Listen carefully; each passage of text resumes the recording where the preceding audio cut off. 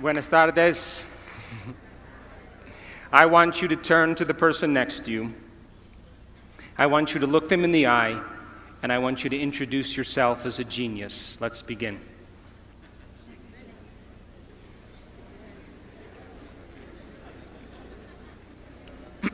Now, how many people in this audience believe in the idea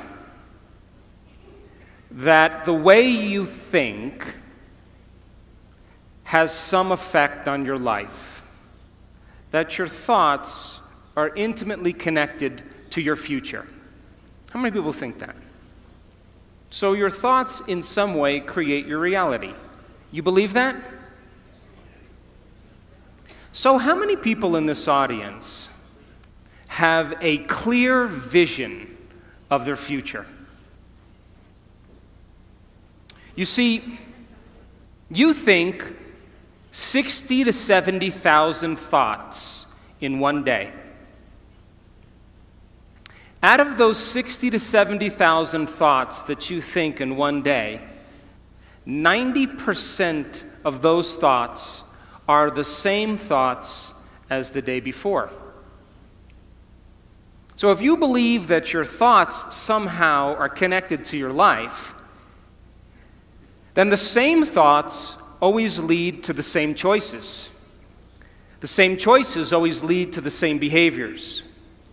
The same behaviors create the same experiences, and the same experiences produce the same emotions. And those very same emotions drive the very same thoughts. And your biology, your neurocircuitry, your neurochemistry, your neurohormones, and even your genetic expression is equal to how you think, how you act, and how you feel. And how you think, how you act, and how you feel is called your personality. And your personality creates your personal reality. That's it. So then, if you wanted to create a new personal reality, a new life, then you would have to start thinking about what you've been thinking about and change it. You would have to become aware of your unconscious thoughts and observe them. You would have to pay attention to your automatic habits and behaviors and modify them. And you would have to look at the emotions you live by every single day that are connected to your past and decide if those emotions belong in your future. You see, most people try to create a new personal reality as the same personality, and it doesn't work. You literally have to become someone else. So your brain is organized to reflect everything you know in your life. Your brain is a record of the past. It's an artifact of all the things you've learned and experienced to this moment. So if you wake up every morning and get out of bed on the same side, shut the alarm clock off with the same finger, shuffle into the bathroom and use the toilet like you always do, go and get a cup of coffee and drink coffee out of your favorite mug, then get in the shower and wash yourself off in the same routine way, drive to work, get to work, see the same people that push the same emotional buttons, do the same things that you've memorized and do so well, then hurry up and go home, and hurry up and check your emails, and hurry up and check your Facebook, and then watch your favorite television show, then hurry up and go to bed. Here's my question. Did your brain change at all that day? We could say that you were thinking the same thoughts, performing the same unconscious actions, living by the same emotions, but secretly expecting your life to change. So there's a principle in neuroscience. And the principle says nerve cells that fire together wire together. So if you're thinking the same thoughts, making the same choices, demonstrating the same behaviors, reproducing the same experiences that stamp the same networks of neurons into the same patterns, and then produce the same emotions, you're going to hardwire your brain into a very finite signature. Because as you fire and wire the same circuits in the same way, those circuits begin to become more connected. And by the time you're 35 years old, this is science now, we become a set of memorized behaviors, unconscious habits, automatic emotional reactions, beliefs and perceptions, and even attitudes that function just like a computer program. And if you do something over and over and over again, the repetition of those actions over time conditions your body to know how to do it better than your mind. And a habit is when your body knows better than your mind, where you've done something so many times that the body now knows how to do it better than the brain. And so 95% of most people's behaviors, attitudes, thoughts, beliefs, emotional reactions are subconscious programs. So why is that important? Because you're here this week to learn new information. And every time you learn something new, you make new connections in your brain. That's what learning is. Learning is forging new synaptic connections. Physical evidence as a result of your interaction in the environment and the footprints of consciousness is called learning, making new connections. And the Nobel Prize laureate Kandel in the year 2000 found that when people learned one bit of information, they doubled the number of connections in their brain from 1,300 connections to 2,600 connections. But if they didn't review that information, if they couldn't repeat it, if they couldn't remember it, those circuits pruned apart in hours or days. So if learning is making new synaptic connections, then remembering is maintaining and sustaining those connections. And you are here this week to learn vital information about creating a future and be defined by a vision of the future instead of the memories of the past. Because if you are not defined by some vision that is bigger than you, and you are not passionate about that vision, then you're left with the old hardware of the past in your brain, and you will be predictable in your life. So would you agree then? New thoughts, new information should lead to new choices. New choices should lead to new behaviors. And new behaviors should create new experiences. And new experiences should produce new emotions. And those new emotions should drive new thoughts. And that's called evolution.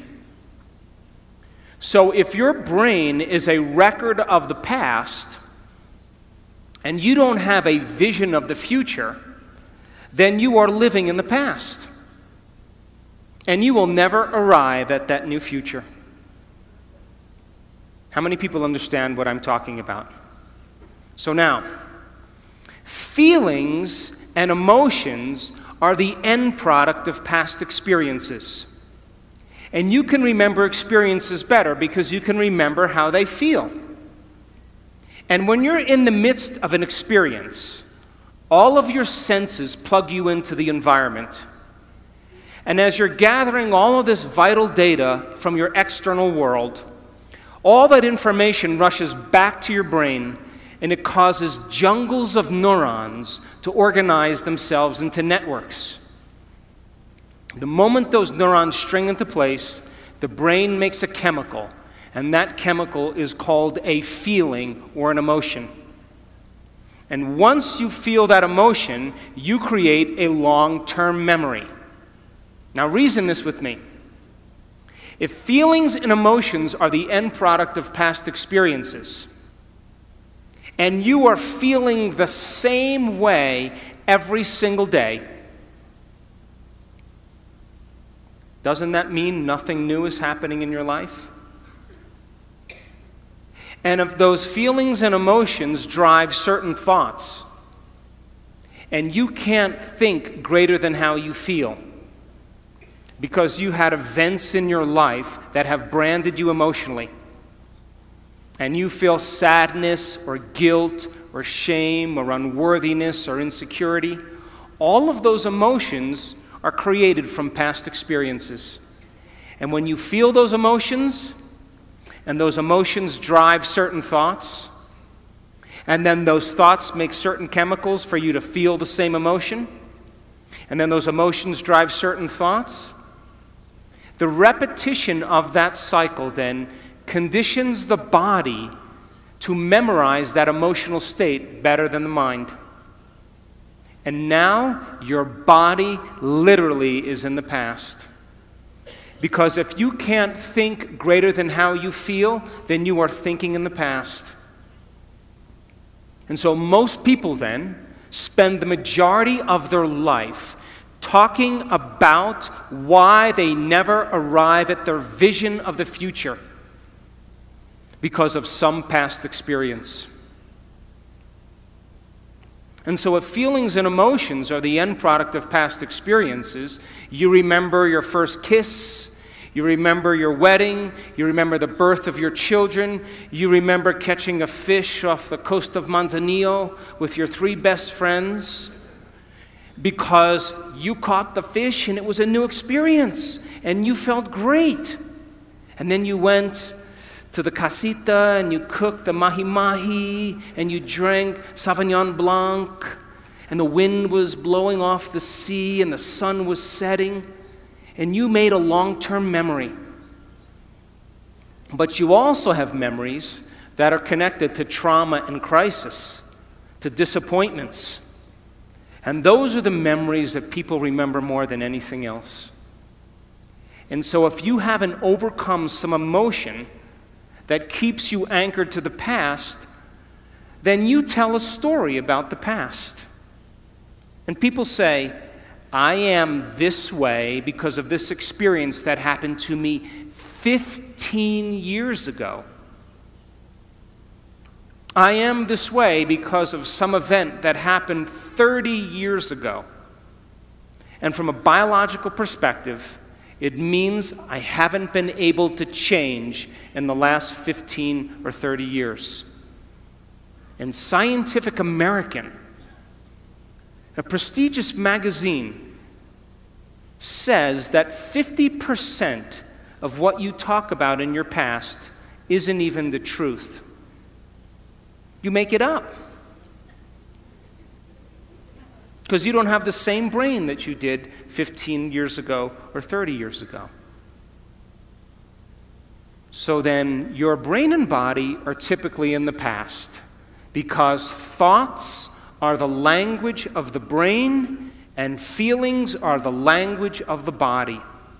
And how you think and how you feel creates your state of being.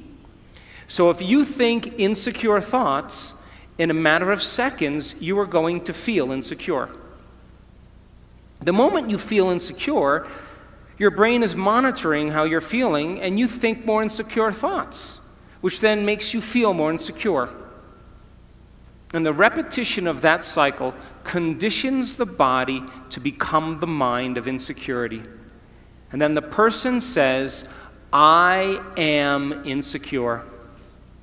And whenever you say, I am anything, you are commanding your mind and body into a destiny. So then how do people change? They wait for crisis, trauma, disease, diagnosis, loss. Something has to go wrong in their life where they feel so uncomfortable that they finally make up their mind to change. And why is that?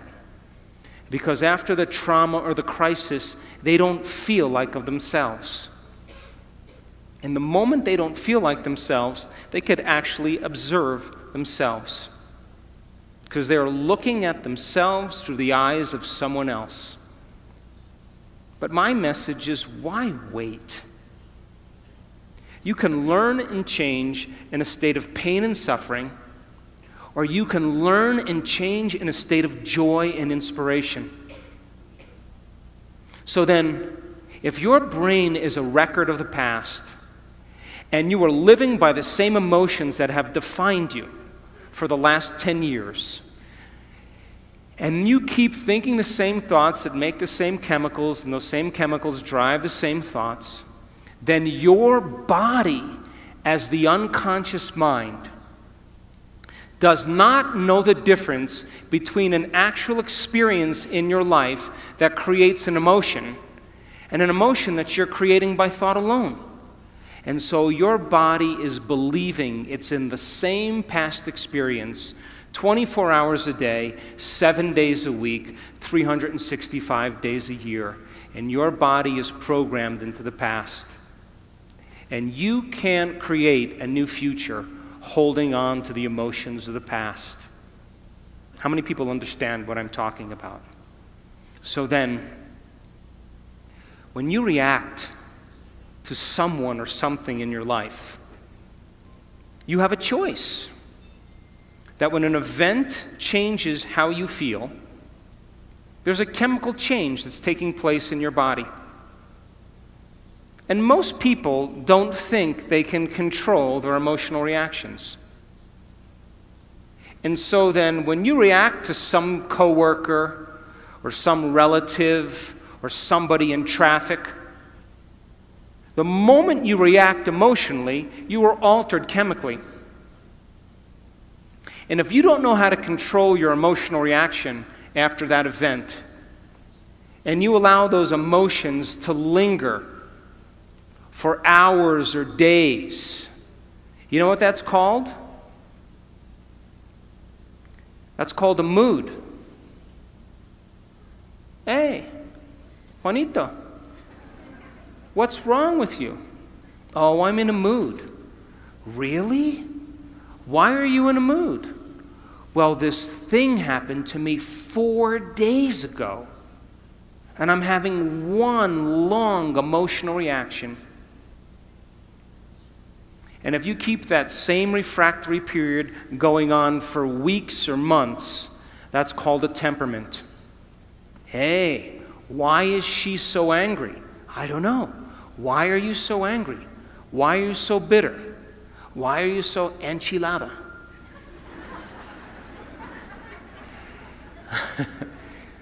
Because I had this experience 7 months ago, and I'm memorizing my emotional reaction. And if you keep that same refractory period going on for years on end, that's called a personality trait. And people wear their emotions on their sleeve, and that's who they think they are. And they will talk about the past to validate why they're not creating the life that they want. So then if you wake up in the morning, Mexico City, and you are not being defined by a vision that's bigger than you, and it doesn't get you out of bed and inspire you into possibility, and you get up living from the old hardware of the past and the old emotions stored in your body, do you know what's going to happen to you? You're going to wake up and you're going to open your eyes and you're going to see the same people and go to the same places and do the exact same thing at the exact same time. And the moment you open your eyes, all of a sudden now, it's your external environment that's controlling how you think and feel. Because you have a neurological network in your brain for every person you know, every place that you go, everything that you own, everything that you do. And the moment you open your eyes and you see the same people and go to the same places and do the exact same thing at the exact same time, it's your external environment that's turning on different circuits in your brain, causing you to think equal to everything that you know. And you told me you believe that your thoughts have something to do with your destiny. And as long as you're thinking equal to your environment, you keep creating the same life. To change, to truly change, is to think greater than your environment, to think greater than the circumstances in your life, to think greater than the conditions in your world. And every great person in history knew this. Whether it was Mahatma Gandhi, Martin Luther King, the Wright brothers, Joan of Arc, they all had a vision. Couldn't see it, couldn't smell it, couldn't taste it, couldn't feel it, but it was alive in their mind. It was so alive in their mind that they began to live as if that future reality was happening in the present moment. So here's my question. Can you believe in a future that you can't see or experience with your senses yet, but you've thought about enough times in your mind that your brain is literally changed to look like the event has already occurred? The latest research in neuroscience says you can change your brain from living in the past to living in the future. And can you fall in love with that vision to such a degree that you come out of your resting state and change guilt or suffering into inspiration and joy and gratitude? To such a degree that your body, as the unconscious mind, does not know the difference between that external event and what you're creating internally, so that your body believes it's living in that future in the present moment, and you begin to signal new genes in new ways to change your body to look like the event has already occurred. The latest research in epigenetics says you can change your body by thought alone. Now reason this with me. If there's physical evidence in your brain and body to look like the event has already occurred, your brain and body are no longer living in the past, they're living in the future. And you will walk right into your vision. Now, most people in this audience, all of you, have done something great in your life. You all have. Now reason this. You woke up one day, or you had a wild thought out of nowhere. And that thought was a possibility in the future. Something new you wanted to experience. And the moment you started thinking about this experience, the moment you started contemplating this potential reality, you turned on a part of your brain called the frontal lobe, the crowning achievement of the human being. It's 40% of your entire brain. It is the creative center. And it has connections to all other parts of the brain. And the moment you said, what would it be like to be a leader? What would it be like to be successful? What would it be like to have this vision come true? The moment you asked that open-ended question, you turned on this part of the brain. Because the rest of the brain is just a bunch of automatic programs. And now the frontal lobe, the creative center, wakes up. And it has connections to the entire brain. It's the CEO. It's the boss. It's the symphony leader of the brain. And the moment you get creative, the frontal lobe begins to select different networks of neurons that are stored in your brain from things you've learned or experienced. And as you begin to think a what-if question, it begins to select these different networks and begins to seamlessly piece them together, and making your brain fire in new sequences and in new patterns and new combinations. And whenever you make your brain work differently, you're changing your mind. Because mind is the brain in action. Mind is the brain at work. And the moment those neurons fire in tandem, you get a picture in your mind, a hologram, a vision, an abstraction. And for those people who are passionate, that thought that they're thinking begins to create an elevated emotion. They become inspired. They feel enthusiastic, entheos, filled with God. They become passionate. They started to open their hearts. And all of a sudden, they're combining a clear intention with an elevated emotion. And it's the combination of a clear intention and an elevated emotion in our research over and over again that proves then the person now is changing fundamentally, changing biologically, changing internally. And their brain and body are moving from living in the past into living in the future. How many people are still with me? Yes? So then think about this. When you do that, when you had that moment, you came out of your resting state, and then you started to write down all the things you were going to do to get to that vision, all the choices you were going to make, all of the experiences or goals you wanted to achieve, and all of the emotions and the joy you would feel. And when you were doing that, you were setting your sights towards that destiny. And then you did something really brilliant. You wrote down the choices you weren't going to make. You became aware of the behaviors you weren't going to demonstrate. You began to review certain experiences you wanted to stay away from. And then you looked at the emotions that would bring you to a lower level, and you began to separate the old self from the new self. And when you begin to do that, and you're observing the old self, it means you're no longer the program. Now you're the consciousness observing the program. And that's when you begin to objectify your subjective self. Now reason this. Let's say you've had some pretty rough experiences in your past. And those experiences caused you to feel sad and unworthy and guilty and judgmental.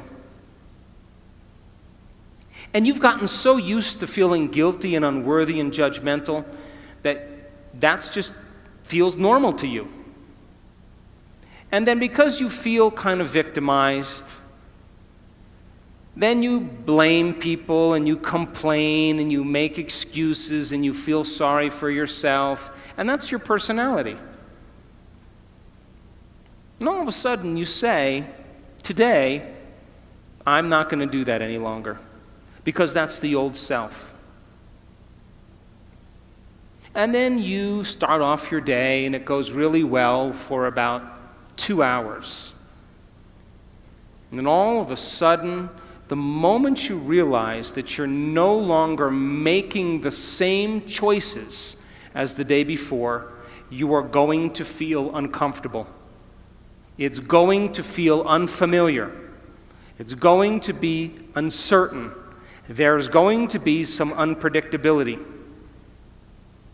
And we now know that people would rather hold on to their guilt and unworthiness than to step into the unknown, because at least they can feel something. And so the moment you stop making the same choices that you always make, get ready, because it's going to be uncomfortable. And that's the moment you are heading towards the new self. And we call it stepping into the river of change. But now, remember, 95% of who you are is your body as the mind. You know, you've done something enough times that your body does it better than your brain. So you may actually complain unconsciously, because your body does it all the time. And all of a sudden you say, no complaining, no more blaming, no more feeling sorry for myself, no more talking about other people. I'm going to stop. You know what happens, don't you? The body starts sending signals to the brain. The body's been conditioned that way. And all of a sudden, you start hearing the thoughts in your head that say, why don't you start tomorrow? Tomorrow's a better day. This is too hard for me, I can't change. Something's wrong with me, it's my mother's fault. It's my ex-husband's fault. It's my ex-wife's fault. I'm this way because of this event. Or the most important one, this doesn't feel right. And the moment you respond to that thought as if it's true, that thought leads to the same choice, which leads to the same behavior, that creates the same experience, that produces the same emotion, and the person says, this feels right. That feels familiar. Going from the old self to the new self, stepping into that void, stepping into that uncertainty, is the biological, the neurological, the chemical, the hormonal, genetic death of the old self. And people will say to us, well, in that unknown, I can't predict my life or my future. And we always say the same thing to them. The best way to predict your future is to create it, not from the known, but from the unknown. And when you and I get comfortable in the place of the unknown, that's where the magic happens. And it never happens in the known. So then, you are here this week as entrepreneurs. An entrepreneur, in the definition, if you read the definition of entrepreneur, there's one thing that's consistent in every definition, and that is individuals willing to take a risk. Stepping into the unknown, being defined by a vision of the future instead of the memories of the past. So if you don't have your vision clear in your mind by the end of this week, all of this information is philosophy. It's theory. It's intellectual data that's stored in your thinking brain. But there'll be a certain percentage of people in this room that will apply this information, that will personalize it, that will demonstrate it. And those people who learn the information and store it in their brain and can repeat it, those people who start thinking about what they're going to do with it, as they begin to think about what they're going to do with it, they begin to install the neurological hardware in their brain, priming them to a new future. And when you take all of this information and you say, how am I going to apply it to my life? And you get your behaviors to match your intentions. You get your actions equal to your thoughts. You've listened to great leaders. You've gotten specific information about success. You understand what it is, what emotional intelligence is, and how it is to change a culture. And you start applying it to your life. If you're able to do it, you are going to have a new experience. And that new experience is going to enrich the circuits in your brain, because that's what experience does. And then you're going to feel like a leader. You are going to feel successful. You are going to feel clear. And the moment you feel that feeling, now you are teaching your body chemically to understand what your mind has intellectually understood. We could say that knowledge is for the mind and experience is for the body. And in that moment, you are embodying leadership. You are embodying success. You are embodying clarity. Why? Because the emotion is the experience in chemical form. And the moment you feel that emotion, you're teaching your body chemically to understand what your mind has intellectually understood. You are embodying knowledge. But now here's where the expert comes in. If you've done that experience once, you have to be able to repeat it. And great people in the world who are uncompromising, they keep working to reproduce the experience.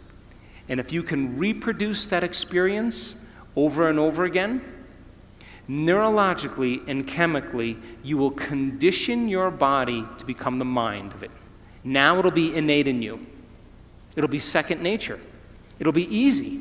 It'll be familiar. It'll be common. It'll be automatic. You've done it so many times that it is now who you are. So our job's then to go from philosopher to initiate to master, from mind to body to soul, from knowledge to experience to wisdom, and from thinking to doing to being. And you and I have all the biological and neurological machinery to do this. But some people will get all of this information and it'll be philosophical. They'll never apply it.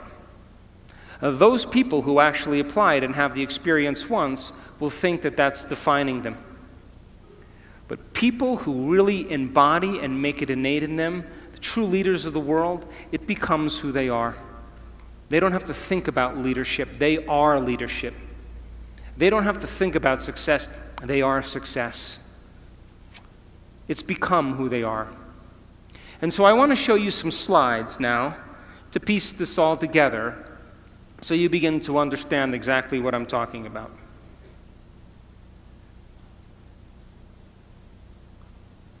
I hope.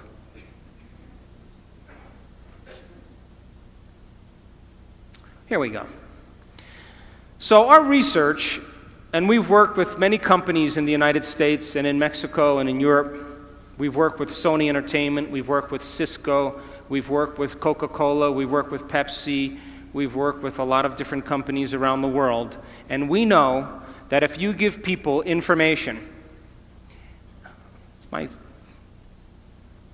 wow, this is a weird clicker, huh?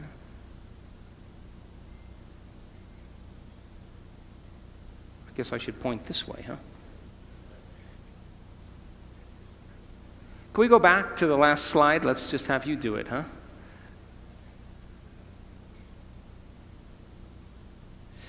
We know that if you give people, is there no laser on this? Maybe my battery's dead. I have the what? I have a pointer? Come up here and show me. There's a pointer here.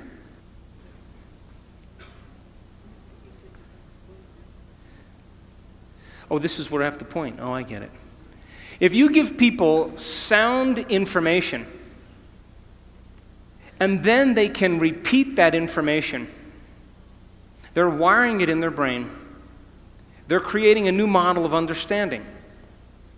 If you show them how to apply that information, if they do it properly, they will have some type of transformation.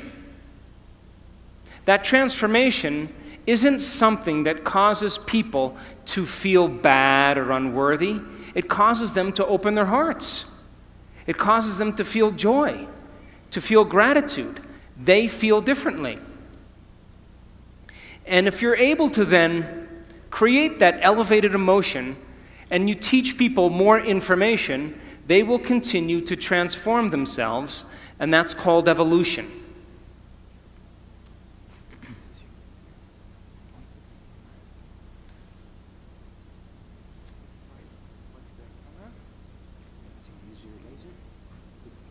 It's this one here. Is it there?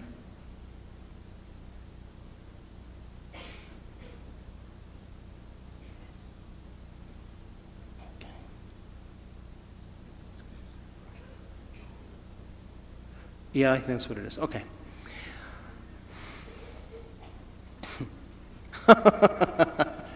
Oh, God.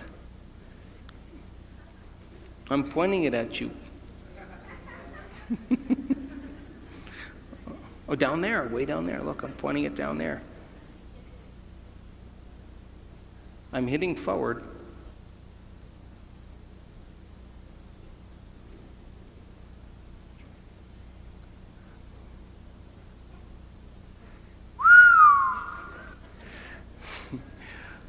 Okay, now let's get it to work. So, if you think the same thoughts always lead to the same choices. The same choices lead to the same behaviors. The same behaviors create the same experiences, and the same experiences produce the same feelings, and you're now caught in your old self. But new thoughts should lead to new choices, and new choices should lead to new behaviors. New behaviors should create new experiences, and new experiences should create new emotions, and that should inspire evolution. We say that your personality creates your personal reality. And your personality is made up of how you think, how you act, and how you feel. We could say that your personality is your state of being. So now, geniuses, if you keep thinking the same thoughts, keep demonstrating the same behaviors, keep living by the same feelings and emotions, your personal reality is going to stay exactly the same.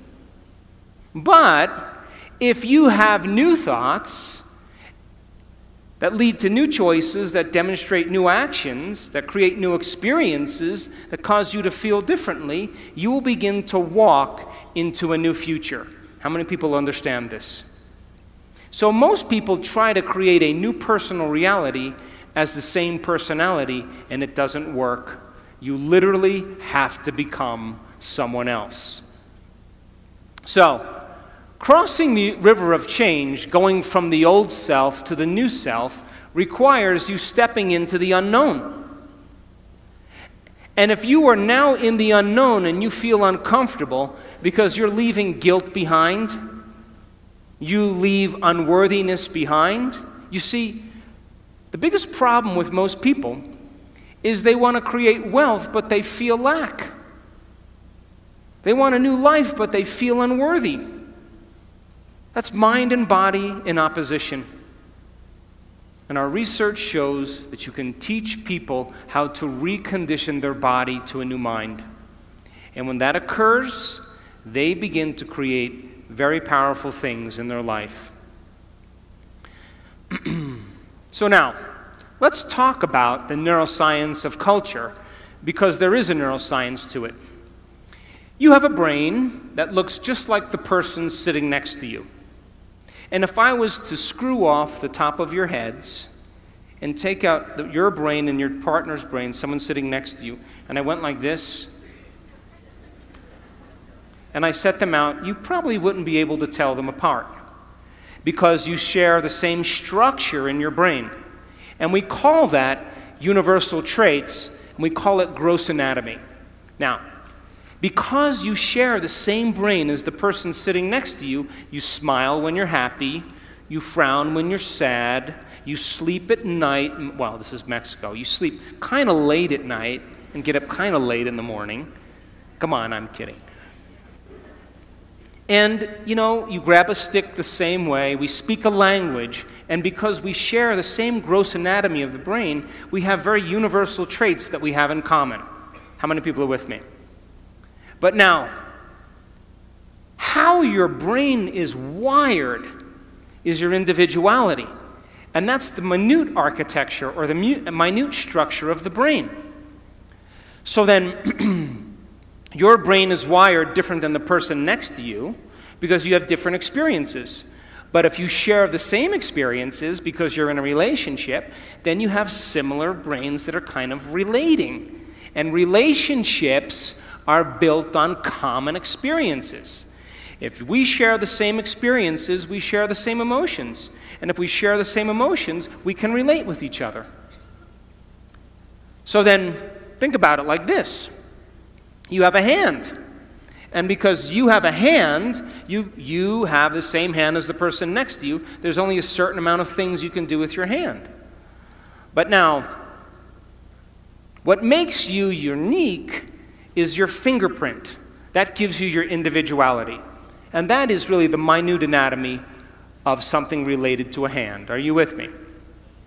So now, what is the division that unifies both the universal traits and our individual traits? And the answer is culture. Culture. And culture is defined by the environment in which you live, the environment in which you work, the environment of your family. An environment is made up of just a few things. Are you ready? People, objects, things, places, time, pets, and that's pretty much your environment. So then, the culture of Mexico City, if I keep asking, I'll get it, huh?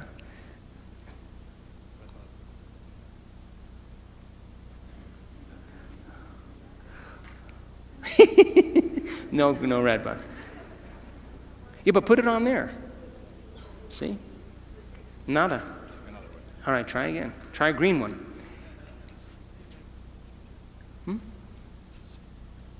Okay, we're doing good. So the culture of Mexico City is defined by the environment. You eat certain foods, you like certain music, you relate with one another because of the environment in which you live in. And that culture is created from the environment, which is different than the culture of Mongolia. Because it's a different environment, and they have different traditions, they have different customs, because they've had to survive in a different environment. And so what unifies individual traits and universal traits is called culture. Now think about this.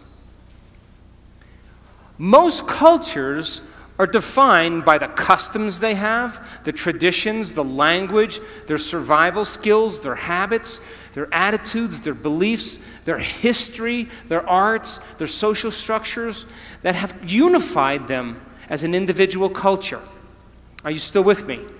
So the people you work with, the people you relate with, the people you interact with, you share a similar culture that bonds you both as an individual and as a species called human beings. And Mexicans are different than Australians because they live in a different environment and they have different traditions. You still with me? But we could say then that culture typically is defined by things that have worked in the past. So then, most cultures then have a choice. To create a new culture means then you have to define your culture as a vision of the future. But most people, their cultures are based on the past-present reality. What does that mean? We are in a changing world. And the world is changing faster than most people can keep up. And if you are going to stay defined by a memory of the past, you will not keep up with this culture because we are creating a global culture. So then, what defines the vision of the future to change a culture? And the answer is a very clear intention, a clear purpose combined with an elevated emotion. And when you combine a clear intention, like a vision of the future, along with an elevated emotion of inspiration and joy, you will create an empowered individual. But here's the problem. To the materialist who's waiting for their wealth to show up to feel abundant, they're in their past. The person who's waiting for the success to feel empowered is in their past. The person who's waiting for their healing to feel wholeness, they're in their past. The person who's waiting for their riches to come to feel gratitude, they're in their past. They're materialists. In other words, you have to feel empowered in order for your success to show up. You have to feel abundant for your wealth to find you. You have to be in gratitude for you to create the life that you want. And by you teaching your body emotionally what that future could feel like ahead of the actual experience is changing your biology. Because most people wait for something outside of them to change how they feel inside of them. And when something outside of them changes how they feel inside of them, they pay attention to whoever or whatever caused that. and they create a memory. That's the old model of reality of cause and effect, waiting for something outside of you to take your pain away inside of you. The new model of reality is about causing an effect. That means then you have to feel gratitude every day for your new experience to occur. You can't wait for your success to feel empowered.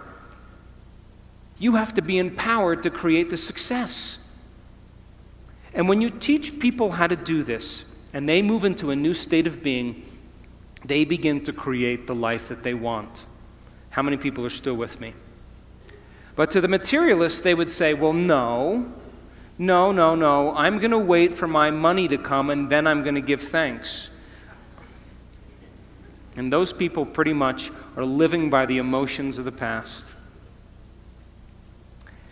And if you're living by the emotions of the past, you are viewing your future through the lens of the past, and your vision will fade. Because when you bring up an elevated emotion, you will see the vision clearly. And leaders in history that changed the world knew how to change a culture. Look at Martin Luther King. He talked about justice and then got enough people inspired that they felt empowered enough to do something about it. People came out of the resting state. And so then you share the same brain as Martin Luther King. And being defined by a vision of the future begins to change a culture. But most people have the same thoughts or the same intentions, and they live by the same familiar emotions, and for the most part, they're in their past. So the future then is created by a clear intention and an elevated emotion, now listen closely, that you have to cultivate in your inner environment of thoughts and feelings. But most people, by the old self, are living from past memories that are created from knowledge and experience from something that happened outside of them. Some experience or trauma that defined them. And getting a person beyond the old self, then, is the great work. That's what we're here for. So, we've studied motivation, and I can tell you, without a doubt, that the highest form of motivation in any culture, in any group of people, is what's called purpose motivation, duty motivation, or mission motivation. You know what that is? To have a vision to change a culture that's bigger than you, to instill change in the world. Look at Elon Musk. How many people know who he is? Elon Musk, he created Tesla Motors. You know him? You know who he is? He created an electric car that can go from 0 to 60 in less than 5 seconds. And before him, electric cars were like golf carts that crawled along the road. And he said, I'm going to do this. I don't know how I'm going to do it, but I have a vision. And I'm going to get the best engineers in the world. And instead of creating a new product and selling it to a corporation, I'm going to get a group of people to share the same vision as me. I'm going to change the world by changing our reliance on oil. And I am going to make a difference in the world, and I am going to make a lot of money. Why not? And so people said, no, that's not possible. And he held on to that vision. And now Motor Trend magazine never rated a car close to 100. They rated the Tesla car 103. It's the best car on the road. And it relies on no gas at all. That's a vision of the future.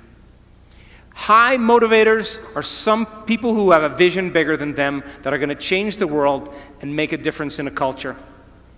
That's the highest form of motivation. Right underneath purpose motivation or duty motivation is what's called personal conviction motivation. We call these people self-starters. This is entrepreneurial motivation. This is when you say, I'm going to do this because I said I was going to do it. Still a high form of motivation, but not the highest form. But what we know that people who have purpose motivation naturally are personally convicted. Their personal conviction is in alignment with their purpose because they have a reason to get up every day. The next form of motivation is called ethics motivation or morality-based motivation. This is not the highest form of motivation, and this is based on polarity, good and bad, right and wrong. And people then, they're trying to be good, but they're really bad. And they swing back and forth. They preach one thing and they do something else. And a lot of the models that are based on, a lot of models are based on this. But we know from our research that people who have purpose motivation have a vision that's bigger than them, that are personally convicted, have a great sense of morality, a great sense of ethics because it falls right in alignment. The next form of motivation is called ego-centered motivation. This is for acclaim and recognition and importance. But we know then that that's not a very high form of motivation and it never lasts. But people who have purpose motivation, have personal convictions, have a strong sense of ethics, naturally receive recognition. It's the end product. Now look at the lowest form of motivation. What does that say? Money motivation. People who are money motivated, you will spot them out in a crowd because they are selfish in their endeavors. They will take care of themselves first before they take care of others.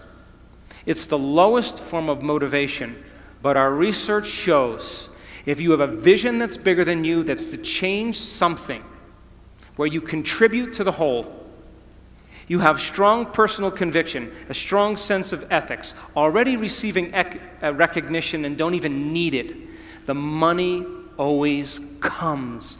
It's the natural flow. And we call that, in our work, affluence. You know what the word affluence means? To flow to you. People who are affluent don't go and get anything. People who are affluent have it come to them. That's who they are. It's a reflection of their state of being. How many people are with me? So then, when you have a purpose or a vision or a mission or an intent that's bigger than you, it means it signifies something that's ongoing. You could have a purpose to go east, and there's never an end to east. You could have a purpose to be healthy. There's always more health to have. You could have a purpose to be wealthy. There's never an end to wealth. You could have a purpose for knowledge, and there's never an end to knowledge. It signifies a direction. My purpose is to transform individuals in order to transform a culture. And I'm clear on that purpose, and it gets me up in the morning every single day. So then, how do you bring a vision from the world of possibility into the world of reality? From thought all the way down into matter. From what we say in quantum physics, from the wave of possibilities all the way down into the particle. From the immaterial, something that doesn't exist yet, into the material. From the world beyond the senses to the world of the senses. How do we do that? Well, it requires then setting up goals in alignment with your purpose. So let's just say you have a purpose to go in a certain direction. Your purpose signifies a direction, but your goals should always be in alignment with your purpose. And people who have goals in alignment with their purpose, their goals are a natural side effect of them being on purpose.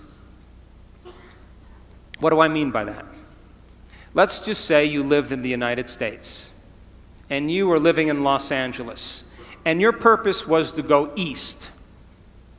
So you may set up the first goal to go from Los Angeles to Arizona. That's a short-term goal. And if you arrived at Flagstaff, Arizona, you would know that you were on purpose. Yes? And then you said, okay, my next goal is to make it to Santa Fe, just should say New Mexico. And if you arrive there, then you may go to Amarillo, Texas, and then, of course, Little Rock, Arkansas. All of these are in a direct alignment with going east, and then finally to Atlanta, Georgia. And if you kept clear on your purpose, and you kept clear on your vision, then those goals would be a natural effect of you being on purpose. How many people are with me? So when you set up the goals in alignment with your vision or your purpose, and you arrive at your goal, that's how you know you're still on purpose. So then what about getting healthy? You may say, okay, I want to lower my heart rate. That's one of my goals. I want to lose, 10 kilos. I want to have more energy. I want to wear a new wardrobe and have a new relationship. This is the short-term goal at the beginning, and the long-term goal is at the end. And as long as you keep making the same choices, demonstrating the same behaviors, reproducing the same experiences, feeling the same way, you'll arrive at all of those goals. What about becoming abundant? You may say you want to be wealthy, and to me it doesn't matter. Wealth is a state of mind. You may want to start a new business. Once you start that new business, you may want to hire 2 new staff employees in 6 months. Then you may say you want to buy a company vehicle. And of course, then the next one is buy a new house. And then ultimately what? Make $1 million? Why not? If that's your goal, to reflect your purpose, then you should arrive at it. Are you still with me? How about learning knowledge? Is there ever an end to knowledge? You may want to get an associate's degree. And then you may want to get a bachelor's degree. And then you may want to get a master's degree. You may want to get a doctorate degree. And then you may want to finally do research. But all of those things are in alignment with your purpose, is it not? So what about this? Exploring space. Could you then, we placed the monkey in a spaceship. That was our first goal. Then we created satellites. And then we made it to the moon. And now we got technology to explore Mars. And then, of course, a distant planet. And ultimately enter the galaxy. So it would look like this. We send the monkey out into space, then we create a satellite, we go to the moon, we go to Mars, and as long as our goals are along the line of our vision, we'll always arrive at our destiny. Now, I want you to understand that there is a very specific formula for excellence. And the formula requires a person who has a clear purpose. But there are 2 other ingredients that put this together. The first thing is called competence. You know what competence is? Somebody who does something really well. The more competent they are, the better they are at doing something. The third thing is called accountability. Accountability means if you say you're going to do something, you do it. And if someone asks you to do something, you do it really well. And if you combine a person who's on purpose with a high level of competence and accountability, you have excellence in an individual. I run 3 companies, and all 3 companies, my teams, are very high on their purpose scale. They better align with my purpose. They have a very high level of competence, and they are very high on the accountability scale. And I don't even bother them. I never even manage them. Because if they're not competent, accountable, and on purpose, they're going to stand out with the rest of the culture, and other people are going to be doing their job, and they are not going to keep up. And I say to my staff, I run an Olympic-level team. You have to be able to play at an Olympic level. If you can't be competent and accountable on purpose, there's nothing personal. We just have to cut you because we're moving at a fast pace. So now, if you look at what it takes now to maintain a healthy culture, So that a group of people can work well together, it requires the same three things. A person who has a clear purpose, let's say your purpose was to change the world, and my purpose was to change the world. And if you and I shared the same purpose, we would be heading in the same direction. Would you agree? And if we're headed in the same direction, that movement in the same direction begins to create what's called trust. That invisible thing called trust. And if you're competent and accountable in moving in that direction, and I'm competent and accountable and moving in the same direction, you have trust in a community. And one of the biggest problems in the United States, companies that want to become Fortune 100 companies, this is their problem. Nobody trusts anybody. Because they're too competitive, they're angry, they have no emotional intelligence, they don't know how to work together in teams, and because of that, they have no trust in the community and the culture can't sustain itself. Are you with me still? So now, why do we lose sight of our purpose? Why do we lose sight of our vision? Why do we make the wrong choices? Why do we say we're going to do something and all of a sudden we do something else? And the number one reason is called stress.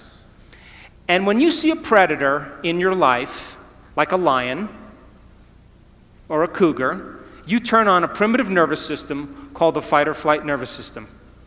And the moment you turn on that fight or flight nervous system, you are going to mobilize enormous amounts of energy to prepare yourself for some threat in your external environment. Now, Mexico, this is pretty adaptive. If you're being chased by a lion, you better have the energy. So when that happens, you're moved out of balance. Your pupils dilate, your salivary juices shut off, not a time to eat an enchilada. Your respiratory rate changes, your heart rate changes, and blood is sent to your extremities, and you're either going to run, fight, or hide. That's your three options. Run away, fight back, or freeze and hide. That's what people do. But what if it's not a lion? What if it's your mother-in-law? And you've had some tough experiences with your mother-in-law. Do you know that you'll react to your mother-in-law just like she was a lion? Now, what was once highly adaptive is now very maladaptive. Because as you see the coworker, as you respond to the news, as you make a judgment, as you get angry, you are turning on the same system as if you were being chased by a predator. And you are moving your brain and body out of balance. And the definition of stress is when your body moves out of balance. And all organisms in nature can tolerate short-term stress. The zebra gets chased by the lion. The zebra sees the lion, mobilizes all this energy, and now it escapes the lion. 15 minutes later, it goes back to grazing, and the event is over, and the body returns back to homeostasis. But human beings, we can turn on the stress response just by thought alone. Bills are adding up, rent is overdue, problems at work, and as you think about those problems, you turn on the stress response just by thought alone. And when you turn on the stress response and you can't turn it off, you are headed for some disease. Because no organism in nature can live in emergency mode for extended periods of time and expect to function healthily. So then reason this. The scientific facts are that 70% of the time people are living in stress. And when you live in stress, it's not a time to create. When you live in stress, it's not a time to be defined by a vision of the future. When you live in stress, it's not a time to go within or to learn. When you live in stress, all of your attention is on the outer world and not on the inner world because there's danger out there. And so people stop creating when they're living in stress, and now they are viewing their life through a lens of the past, and they lose sight of where they're going. So here's that definition where I talked about of creating different states of being. You react to an experience in your life. If you allow the chemicals to run for hours or days, all of a sudden you say, I'm in a mood. If it lasts for weeks or months, I have a bad temperament. If it lasts for years on end, it's part of my personality. And all you need is one experience to do this, and you'll forget about your vision. So we live in two states of mind. Our animal nature is to live in survival and to live in stress. And the chemicals of stress are highly addictive.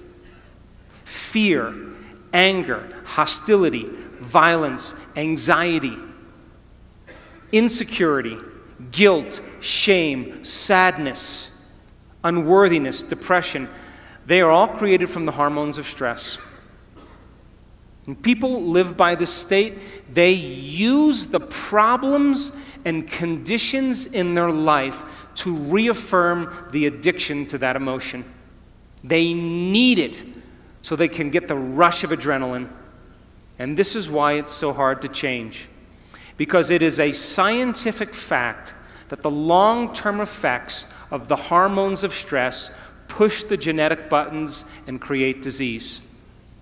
And I just said you can turn on the stress response just by thought alone. That means your thoughts can make you sick. So if your thoughts could make you sick, is it possible that your thoughts could make you well? That's what our research is about. And if you know that the hormones of stress are highly addictive, and you can turn on the stress response just by thought alone, you can become addicted to your own thoughts. And this is why change is so hard. Because people cling to those emotions because it makes them feel something. So living in survival is living in stress. It's being in what's called catabolism or tissue breakdown. There's disease, there's imbalance, there's degeneration, the emotions of fear and anger and sadness. People tend to be selfish when they live by the hormones of stress because when you're under stress, you got to take care of yourself. So keep putting things bad on the news, keep creating fear, keep showing war, keep people feeling less than, and of course, they'll stay selfish and never create community. It's a great way to control people. When you're living in stress, you focus on three things: everything in your environment, your body, and time. Because if you're being chased by a lion, you're going to put your attention on your body, you're going to become aware of where you're going to run in your environment, and you're going to think about how much time you have. And if you live by the body, the environment, and time, you are not being defined by a vision. Because a vision has nothing to do with your body, the environment, and time. It has to do with a thought. So then you're in emergency mode. You'll get very object-focused. You'll focus on something over and over again. How many people have problems and you keep thinking about your problems over and over again, over and over again? That's how survival works in the brain. You keep focused on your problems. You feel separate from possibility. You define reality with your senses. You're living by cause and effect. You don't see any possibilities. Of course, your brain and heart are incoherent. We've measured this thousands of times. In other words, when you are impatient and you're frustrated and you're angry, your brain gets out of balance.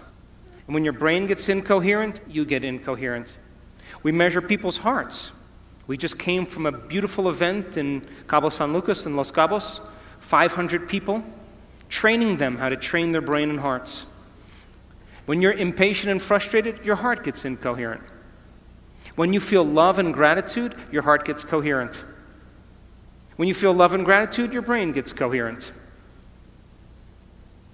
So then, people in emergency mode focus on knowns. They don't want the unknown. The unknown is dangerous. They want knowns and familiar. They lose their vision. The divine aspect of ourselves are the creative aspect of ourselves. That's when the body moves into homeostasis. We go from contraction to expansion. There's anabolism. There's body repairs itself. There's order. There's health. There's regeneration. The elevated emotions of love and joy, of trust, of knowingness, of gratitude, they begin to produce 1,300 new chemicals that begin to heal the immune system. The hormones of stress produce 1,200 chemicals that last for 90 seconds to 2 minutes that alters how we think and feel. But isn't your definition of an addiction something you can't stop? So if I said, hey, I know you're really angry, but why don't you stop? If you can't stop your anger, then you're addicted. Valid or not, justified or not. If you can't stop your sadness, then you must be addicted to those chemicals. But those chemicals only last for 90 seconds to 2 minutes, which means, I tell my kids this all the time, well, they're older, but when they were younger, if you're angry for more than 2 minutes, you're faking it. So, when you open your heart, you're selfless. When you're in that creative state, you're not defined by things, you're not defined by your body, you're not defined by time. We know this, we've studied it in the brain thousands of times. A creative person forgets that they even have a body. They forget about the things and people in their life, they forget about time. They're in the creative state. And my definition of creation is when you forget about yourself. You go from selfish to selfless, and that's when you're at your best. We've proved it thousands of times. Of course, energy is created. There's always growth and repair. People tend to go from a narrow focus to possibility, to an open focus. They feel connected to their vision. They feel connected to people. They feel connected to something greater. They're already defining reality beyond their senses. They're living no longer as a victim, which means most people think unconsciously that their personal reality is creating their personality. If your personal reality is creating your personality, then you're a victim. But if your personality is creating your personal reality, you're a creator. So now they're causing an effect. They're no longer living by cause and effect. They see possibilities. Brain and heart are in a state of coherence and balance. And of course, they crave the unknown. They want the experience. They want the adventure. They live for it. So I'll go through just three more slides. So then if your purpose is to go east, and all of a sudden you head to Phoenix, Arizona, or Missoula, Montana, or Miami, Florida, or Boston, Massachusetts, you've lost sight of your vision, and which means you had some thought that led to some choice, that led to some behavior, that created some experience, that produced some feeling or emotion, and you gave up on your vision. You went back to the old self. So you may say, God, I want to be healthy, but oh, you made the wrong choice. 3 pieces of birthday cake, you miss a week of exercise, you stay up late and watch TV, you stop getting treated, and of course now, same thought leads to the same choice, which leads to the same behavior, which creates the same experience, that produces the same feeling, and then you say, oh gosh.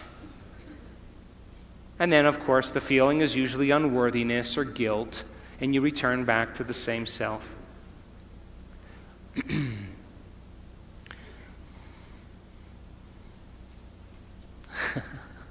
I want to show you one slide, okay? I want to show you what it looks like when you learn something new. You have 100 billion neurons in your brain. 100 billion neurons. The number of connections you have in one neuron is between 10,000 and 40,000 connections. If you took 100 billion sheets of paper and you stacked them on top of each other, it would be 5,000 miles high. That's the distance from Los Angeles to London. If you took a scoop of gray matter, the size of a grain of sand, you would have 100,000 neurons in it with over 1 billion connections. Now, I'll stop right after this slide. Learning is making new synaptic connections. Every time you learn something new, this is what's happening in your brain, geniuses. If you learned one bit of information today, your brain did this. Boom. That's learning. Physical evidence, as a result of your interaction in the environment. Every time you learn something in your brain, there's a physical change that takes place, and learning is making new connections. Are you with me? This is how fast it happens, too. That's learning. If you learn anything this week, you've made a footprint. If learning is making new synaptic connections, then if you keep firing the same thoughts over and over again, you're going to wire them in your brain. So then if learning is making new synaptic connections, then remembering is maintaining them. And all of a sudden, they develop a long-term relationship. And just like any relationship, the more you communicate, the more they connect. And neurons are exactly the same way. Now, as you begin to learn information, neurons tend to assemble themselves into networks, or what's called neural networks. And neural networks are just gangs of neurons that have fired and wired together to form a community of neurosynaptic connections that's related to a thought, a skill, a habit, a behavior, a concept. And neural networks are automatic programs. You have a neural network to brush your teeth, to put on makeup, to speak a language, to walk. All of a sudden, those neurons then form a hardware circuitry, but if you keep repeating it, the hardware becomes a software program and it becomes automatic. So then, you want to see a thought? Watch. Boom, there's a thought. Right there. Watch again. Boom, that's a thought. You generate more electrical impulses in your brain in one day than all the cell phones on the planet put together. And it's not coming from the candy bar you just ate. You are connected to a greater field. So then, in closing, and I'll take some questions, you are here this week to begin to understand knowledge and information that is essential for you to begin to apply. Knowledge is power, but knowledge about yourself is self-empowerment. And we are in a time in the world where we need leaders. And true leadership has to do with a vision of the future. As the old models begin to break down in government, in the economy, in religion, in education, in the environment, in medicine, something new has to be created. And we should never shrink from these models collapsing. It's a sign that something greater has to happen. Innovation, creation, invention is our future. And that, are you willing to every day revisit that vision and get clear on your purpose and begin to take steps towards that destiny and give up the emotions of the past that keep you enslaved to the same person? Step into that unknown and literally believe in possibility. And Buckminster Fuller said it the best. He said, if you want to change a culture, forget about trying to fix what's broken. Create something that's better, and everybody will leave that and go to something else. And so people around the world are waking up because we are in an age of information. And in an age of information, ignorance is a choice. Learn, study, change, apply, and meet the challenges in your life with a greater level of mind. Surely somebody has faced the same things that you have and have overcome them. And if learning is making those connections, every time you learn, you are preparing your brain for the future. But be willing to be original. Be willing to be defined by that vision or that dream. And if every day you keep it alive, sooner or later, that experience or that vision is going to find you. And that's when we go from being selfish to being selfless. And that's when we give people permission in our lives to follow us because we are no longer talking about it. We're living it. Thanks for listening.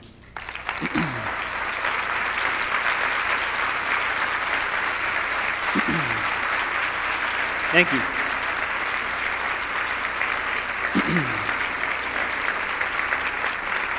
So, they asked me to leave a certain amount of time for questions. So I will do a few minutes of questions. If anybody has any questions, you can give the mic to the people that are standing up. I'll let the mic runners pick the people. Okay, wherever you choose. Wherever you choose. Give the mic to whoever you want. Hi. Bueno. Hi. Yes. First of all, thank you for your speech. It was terrific. Thank you. You're welcome. And second question. Did you have any experience, any personal experience about this speech? I mean, were you living in a past life, and suddenly you realized that you have to live in the future? It was tough to do that. Are you talking about a past life in this life or a past life in another life? No, I mean when you were child, you are living in a past life, or I think you were angry, you were some kind of defects, and suddenly, and I can imagine, I can guess that before you do the picture, and you, what fuck do you know? Okay, I understand. I understand.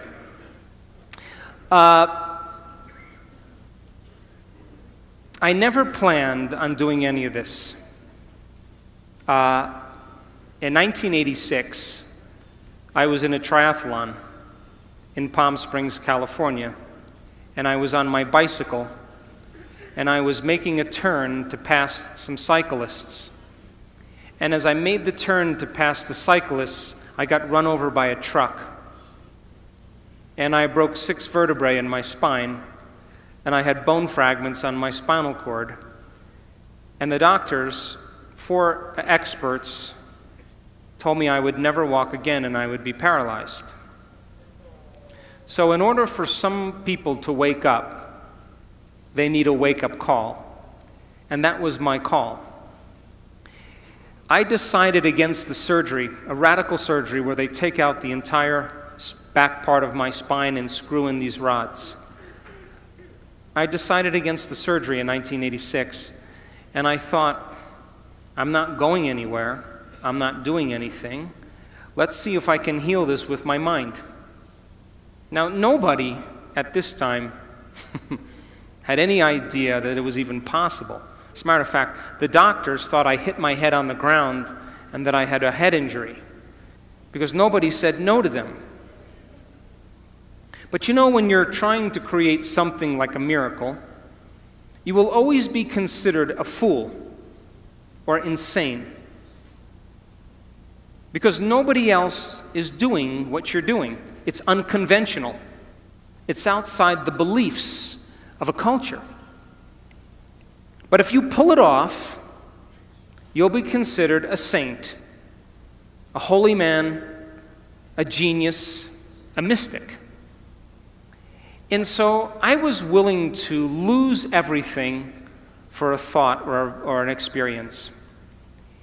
And I went through a very dark night of the soul after my injury, because I wanted to heal myself, and I was impatient, I was angry, I was frustrated, I was unfocused, and I couldn't get my mind to do what I wanted it to do, which made me more angry.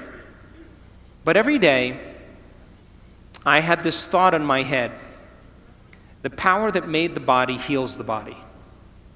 I kept hearing it in my head. The power that made the body heals the body. And so I thought, maybe I can take my attention off of everybody and everything and go within. And let me connect to this power, this intelligence, and begin to give it a plan, a template, a design. And for 6 weeks, I would start doing it every morning. And then I'd think about living in a wheelchair. And then I'd start all over again, and then I'd think, should I sell my house? Should I sell my practice?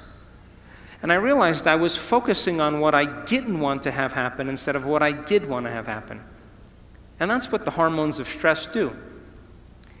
They cause us to pick the worst thing in our future and emotionally embrace it and be prepared for it. Because anything less, there's a better chance of survival. And so for 6 weeks, I went through hell. Because I would start reconstructing my spine and I would lose my attention. But I never gave up. 3 hours every day going within. And at the end of 6 weeks, I was able to go through my entire internal process without losing my focus. Because I reasoned that this intelligence, this consciousness had awareness. And awareness is paying attention. So it was paying attention to my thoughts. So just like you know when someone's paying attention to you, they're present with you. And so I had to reconstruct my spine, but when I lost my attention, I would have to stop and start all over again because it wasn't a clear design. And at the end of 6 weeks, I was able to go through the whole thing. And all of a sudden, my body started to change very quickly. My pain went away, my numbness changed, I started to get happy. And all of a sudden, I started to notice that I was feeling better. And the moment I began to feel better, I was thinking about what I was doing, and now I did it with more passion and more conviction, more joy.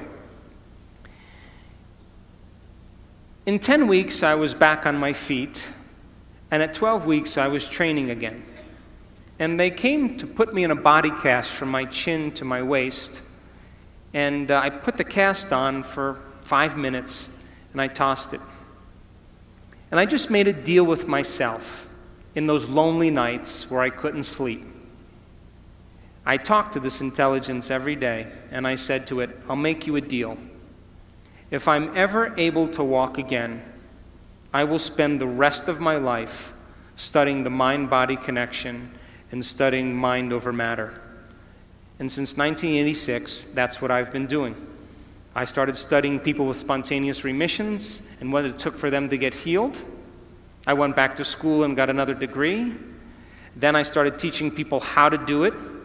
And then I got approached by a man that created What the Bleep. And he asked me to be in the movie.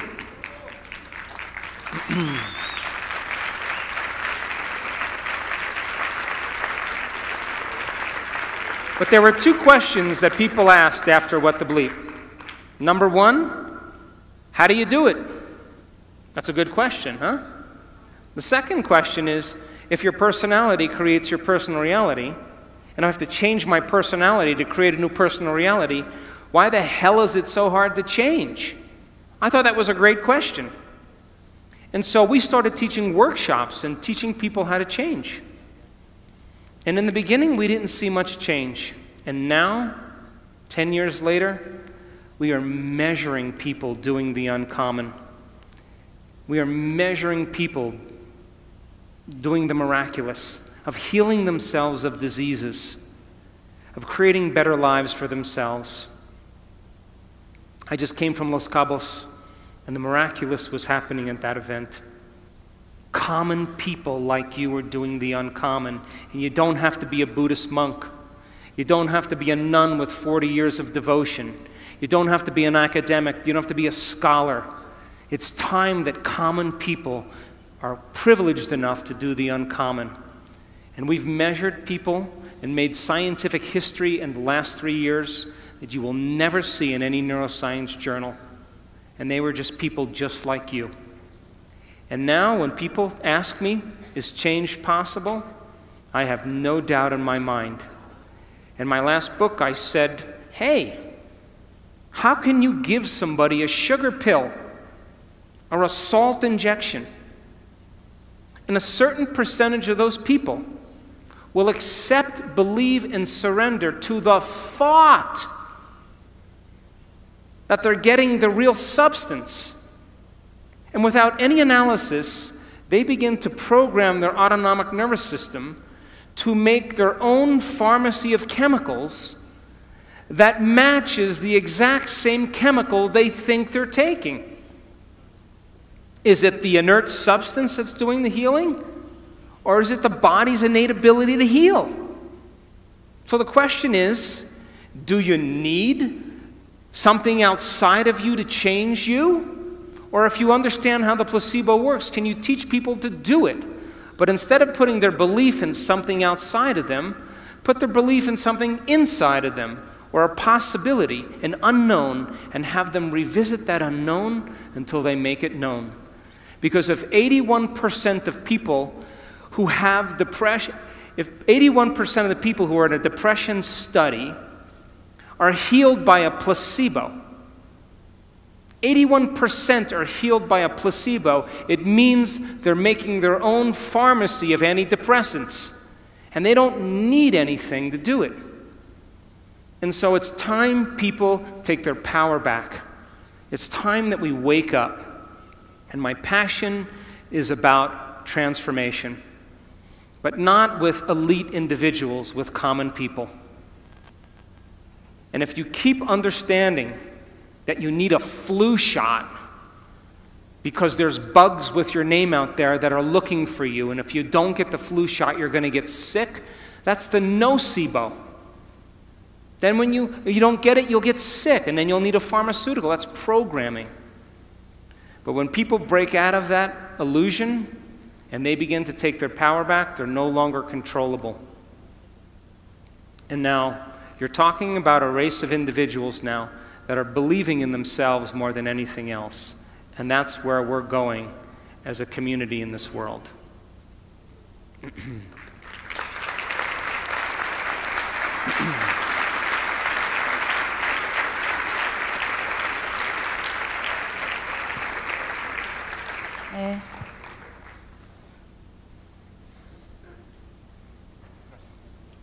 Hi, so a quick question. On our way to achieve our purpose, I am assuming that to make each goal a completement, planning might be a good tool. And if I am correct, do you have any advice on how to go about it? Sure. So the question was about planning. Do you know that if you woke up in the morning and instead of getting out of bed, what do most people do when they wake up in the morning now? What do? Admit it. You go to your cell phone and you go, oh my gosh, Monica's eating carbohydrates again. Oh, look, my boyfriend from high school Facebooked me. Ooh. Oh, look, there's a war in Syria. Everybody goes through their device to plug them in. But what if you woke up in the morning and you said this: what is the greatest expression of myself that I can present to the world today? What if you said, I'm going to be defined by this vision. Let me become conscious of those unconscious thoughts. Let's become so conscious of those unconscious thoughts that they'll never slip by my awareness. You know, I can't, it's too hard, nobody loves me, I'm bad. So, old circuits from the past. What if you said, no more complaining, no more feeling sorry for myself, no more judging anybody, I'm going to stop that. What if you said, I'm not going to be guilty anymore, I'm done. I'm not going to be unworthy. Those are the emotions, behaviors, and thoughts that are connected to the old self. The word meditation literally means to become familiar with. That's what it means. If you're becoming familiar with your unconscious thoughts and making them conscious, you're meditating. To know thyself. If you become aware of your automatic habits and you're so conscious of your unconscious behaviors that you never go unconscious again, you're changing. If you're familiar with your emotions and say, that's my past, those are chemicals from the past, let's leave them behind.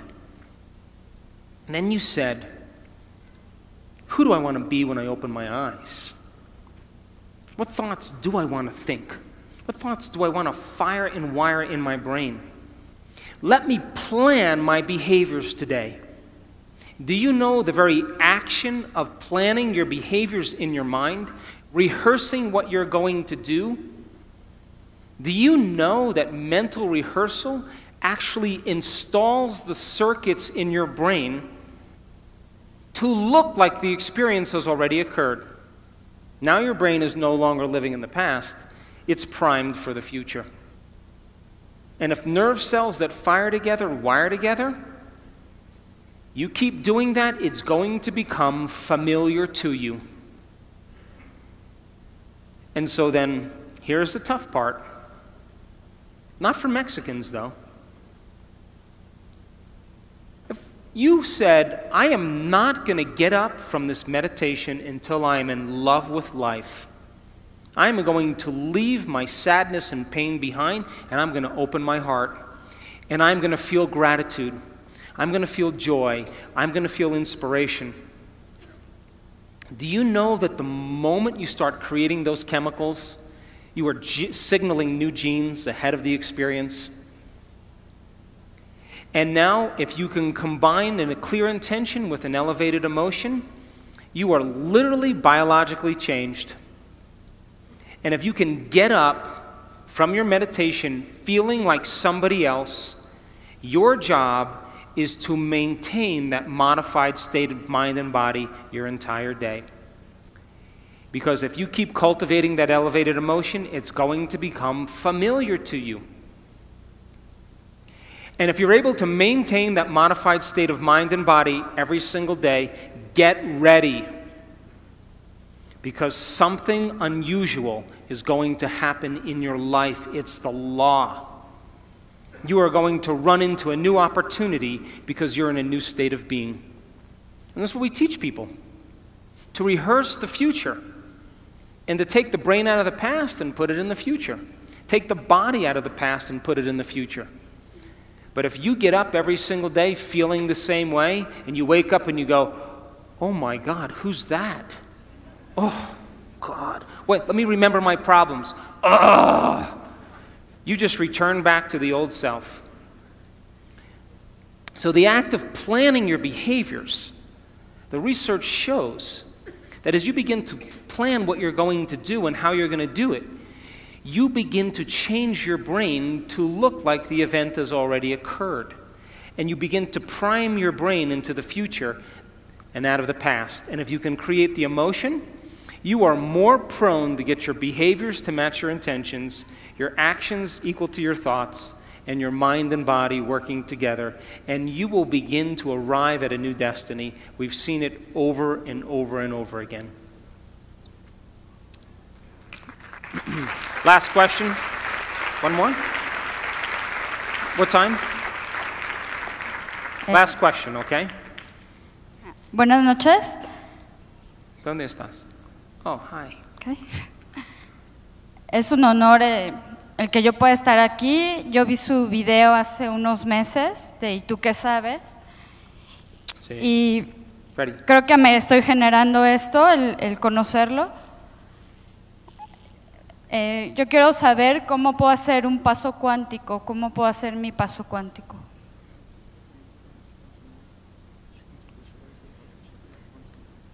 How to make the quantum leap. And you want me to answer that in 2 minutes or 3? Look, No. what is the simple definition of quantum?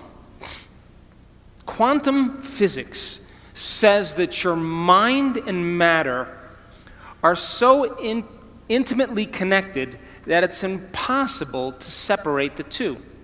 That matter has a mind, and mind is in matter. And you can't pull them apart. And so, Newtonian physics, the world we live in, is the physics of the predictable. Okay, we're going to shoot a rocket to the moon. We need to know the distance, we need to know the speed, and because we can figure out all of those elements, we could say that Newtonian physics, we can predict where we're going. We can predict how much time it takes. But the quantum model of reality is about the unpredictable. It's about this place of uncertainty. And so in quantum physics, it's amazing because when they started studying the very tiny particles in atoms, like electrons and photons, they expected that those particles would behave like planets rotating around the sun, predictably, but they don't. They respond to mind. And so now, all of a sudden, the quantum physicist comes along to measure the electron. And the electron goes from a wave of possibility, and all that energy collapses into a particle, and it's called collapsing the wave function. They turn their back and no longer look and observe the electron, and it turns back into energy. So mind is affecting matter. So, I have drank martinis with quantum physicists till sunrise, hundreds of times. And they always say, well, the observer effect works really well for the tiny, small subatomic particles, but not for the very large. And I always say the same thing to them. Yeah, the observer does work for the very tiny and not for the very large. But what if we're poor observers? What if we can get better at observation? In other words, if you wake up every morning and you do the same thing that you've been doing for the last 10 years, then you're caught in the predictable world of Newtonian physics.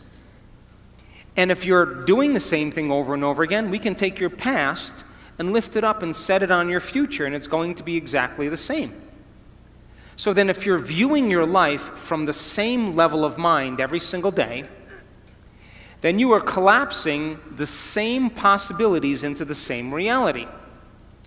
So if you teach people then to find the present moment, in quantum physics, all possibilities exist in the present moment. But most people's brains are anticipating the future based on the past, and they're not present.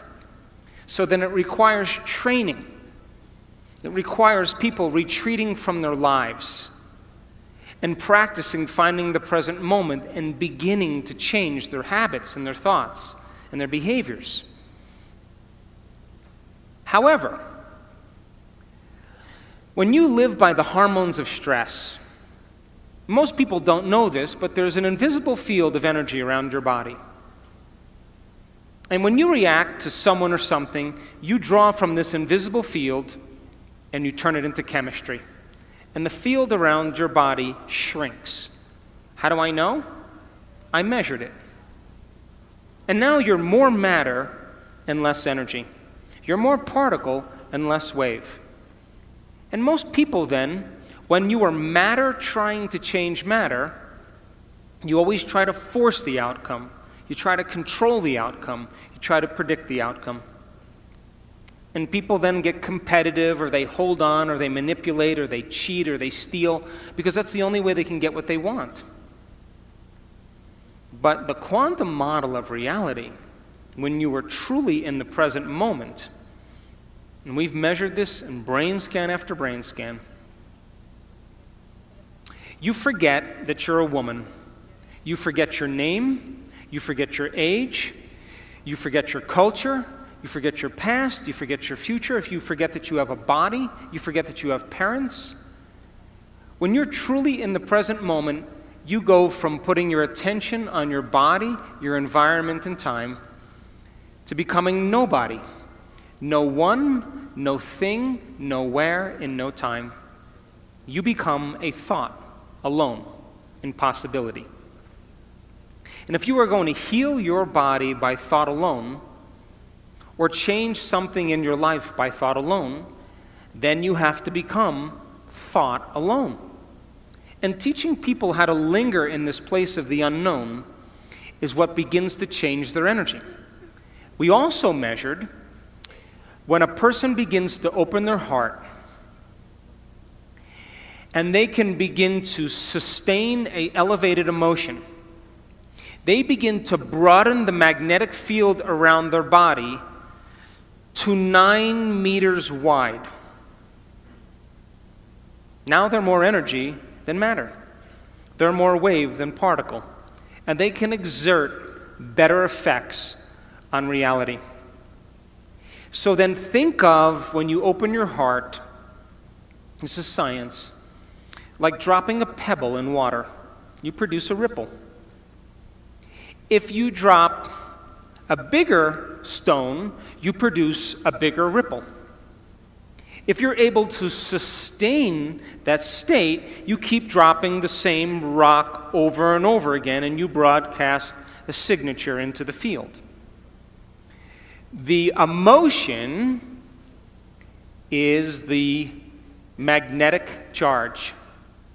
Your intention, your thought, is the information that's carried on that wave. And when you combine a clear intention with an elevated emotion, you begin to produce an effect on matter. They did an experiment. They took a group of people that were expert prayers and healers. And they took 3 vials of DNA and they set them in front of them. And they said to these people, we want you with your mind, with your intention, to see this DNA wind or unwind. And keep doing it over and over again with your mind. Close their eyes, just visualizing it, winding and unwinding, winding and unwinding. At the end of the experiment, they checked the DNA. Guess what happened? Nada. Nunca. Nothing. Nunca. Nothing changed. So then they said to these people, okay, now open your heart and feel gratitude, loving kindness. Create a feeling of goodwill and just generate this feeling into the field. And we want to see if it changes the DNA. Over and over again, they kept creating this loving feeling. Check the DNA. Niente. Nothing. The elevated emotion did nothing to change the DNA. It had no effect on matter. But when they said to those people, we want you to see the DNA unwinding in your mind. That's intention. Intention is getting clear on what you want. And we want you to give thanks ahead of the actual experience, as if the DNA unwound. 25% of the DNA unwound at a remote location. You see, the thoughts that you think are the electrical charge in the quantum field. The feelings that you emote are the magnetic charge in the quantum field. And how you think and how you feel broadcasts an electromagnetic signature that influences every single atom in your life. The thought sends the signal out, and the feeling draws the event back. So if you're walking around your life feeling sorry for yourself and feeling like a victim, you are broadcasting that signature into the field. And you will create more experiences to suffer, because we are not punished for our sins. We are punished by our sins. And sin is an attitude. And sin is how you think and how you feel. So then when you cause people to give up their guilt and their shame and their unworthiness and teach them how to open their heart and create coherent waves in their brain and in their heart, they are going to produce the miraculous. So to answer your question, it takes training, and it takes practice, and it takes learning new information and deprogramming ourselves into believing that we're limited. And I just came from Los Cabos with 500 people, and the miraculous was happening all around. Why? Because just like people believe that an infection can produce a disease amongst the community, I believe that wellness is as infectious as disease. And you get a group of people together that truly want to do this. We measure the energy of the room in every one of our events. And you know what? In Los Cabos, we made history. We had never gotten measurements like that ever. Because people, when they open their heart, they're adding to the field. They are producing an energy that people can begin to interact with. But if you're living by the hormones of stress and you have no energy, no field, then you can't produce an effect on matter. So then, life is about the management of energy. And where you place your attention is where you place your energy. And if your attention is on the knowns and in the predictable future, or your attention is on the familiar emotions of the past, you are siphoning energy out of the present moment, and you have no energy to create with. Getting people beyond their identity, getting people beyond their past, getting people beyond predicting their future, getting people beyond their faces or their wardrobes or their sports cars or their importance, getting beyond all those things is when they begin to make contact with the quantum field. You can't enter the quantum field as a somebody. You have to enter as a nobody. And when you're able to do this and practice it really well, you will begin to do what's innately your birthright, and that is to create an unknown or wonderful experience in your life. So it just takes practice in order to do it.